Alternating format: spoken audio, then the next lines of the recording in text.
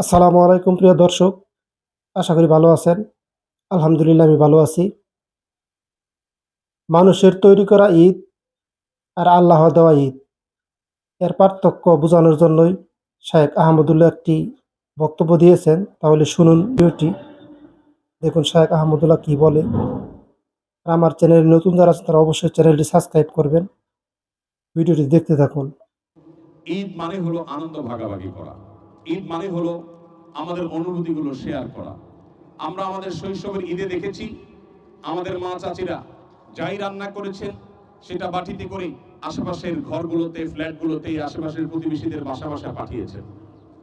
আজ আমরা এমন এক সেলফিশ সমাজে বসবাস করছি।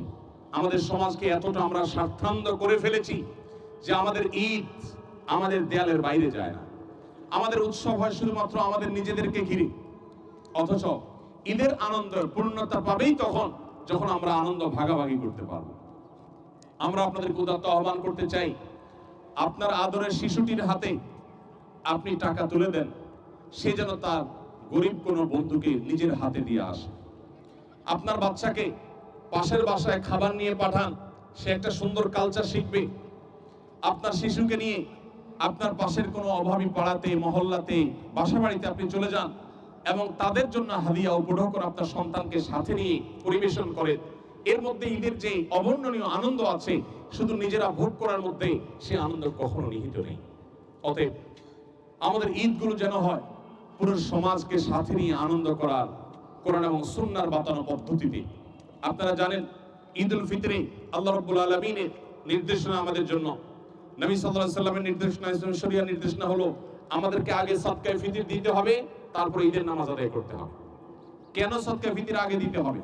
আমরা তো ঈদের নামাজ পড়ে যেই সদকায়ে ফিতর দিতে পারতাম, কিন্তু আমরা ফিতরা ঈদের আগে দিতে হচ্ছে কারণ ইসলাম চায় আপনি আনন্দ করবেন, আপনি উৎসব করবেন, আপনি হাসি মুখে ঈদের নামাজ পড়বেন, তার আগে অভাবী গরিব মানুষের বাসায় খাবার পৌঁছে দেন, তাদের মুখে হাসি ফোটার আয়োজন করেন, তারপরে আপনি হাসুন। ইসলামের এই ঈদে আছে ত্যাগ এবং ভোগ এর অপূর্ব সমন্বয়। মানুষের তৈরি যে সমস্ত উৎসব আছে, এই যে নববর্ষের উদযাপনের যত কালচার সারা পৃথিবীতে প্রচলিত আছে, আমাদের পহেলা বৈশাখ থেকে নিয়ে সারা বিশ্বের যত নববর্ষ কেন্দ্রিক উৎসব আছে, এই সমস্ত উৎসবে আপনি দেখবেন এগুলো মানুষের তৈরি করা, মানুষের আবিষ্কৃত, যার কারণে এই উৎসবগুলোতে শুধু ভোগ আছে, ত্যাগ নেই।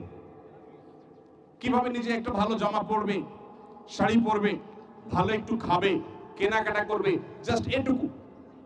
এই সমস্ত উৎসবে কোনো ত্যাগের মহিমা নেই, ত্যাগের শিক্ষা নেই, ত্যাগের জন্য প্রেরণা নেই, উদ্বুদ্ধীকরণ নেই। ইসলাম আমাদেরকে দুটি ঈদ দিয়েছে, এক ঈদুল ফিতর, সেখানে আমাদেরকে ফিতরা দিয়ে গরিবের মুখে হাসি ফুটিয়ে তারপর ঈদগাহে আসতে বলা হয়েছে। আরেকটা হলো ঈদুল আজহা, সে সম্পর্কে আল্লাহ বলেছেন ফাকুলু মিনহা ওয়া আতি'মুল কানিআ ওয়াল মু'তার, তোমরা যে কোরবানির গোশত আহরণ করো সেখান থেকে নিজেরা খাও এবং আত্মীয় স্বজন, বন্ধু বান্ধবের পাশাপাশি অভাবী দুস্থ মানুষের কাছে তোমরা কোরবানির গোশত পৌঁছে দাও। তাহলে ঈদুল ফিতর এবং ঈদুল আজহা এই দুটি উৎসব, আল্লাহর দেওয়া উৎসবের সাথে মানুষের তৈরি সব উৎসবের একটা মৌলিক পার্থক্য হলো এই উৎসবে ভোগের পাশাপাশি ত্যাগ আছে। ভোগের আনন্দ অবশ্যই আছে, কিন্তু ত্যাগের আনন্দ তার চাইতে কোনো ক্রমে কম নয়। ত্যাগের আনন্দ কোনো কোনো ক্ষেত্রে ভোগের আনন্দের চাইতে অনেক বেশি। অতএব আমি আপনাদেরকে আজকের এই দিনে উদাত্ত আহ্বান রাখতে চাই, আসুন আমাদের আনন্দগুলোকে আমরা ভাগাভাগি করি। আমাদের আশেপাশে থাকা অভাবী পরিবারগুলোর সাথে আমাদের সুখগুলোকে, ভালোবাসাগুলোকে, আমাদের ঈদের খাবারগুলোকে, পোশাক আশাককে, ঈদ বোনাসকে, টাকা পয়সাকে আমরা শেয়ার করি এবং বাচ্চাদেরকে সাথে নিয়ে করি। যারা ঈদের বন্ধে বাড়ি গিয়েছেন অথবা যারা বাড়িতে যাবেন, তারা কষ্ট করে আপনাদের আশেপাশের প্রতিবেশীদের, আত্মীয় স্বজনদের বাসা বাড়িতে যাবেন। মোবাইল ফোন এগুলো আমাদের ঈদগুলোকে ধ্বংস করে দিয়েছে। আমরা ঈদের পুরো সময়টা মোবাইল ফোনের বুঁদ হয়ে পড়ে থাকি। বাচ্চারা, বড়রা, সব বয়সের মানুষ মোবাইল ফোনে আমরা আজ আসক্ত হয়ে গেছি। মোবাইল ফোনকে একটু সাইডে রেখে আমাদের ঈদটাকে আসলে আমরা উদযাপন করার চেষ্টা করি, অনুভব করার চেষ্টা করি, শেয়ার করার চেষ্টা করি। আল্লাহ আমাদের সবাইকে সেই তৌফিক দান করুন।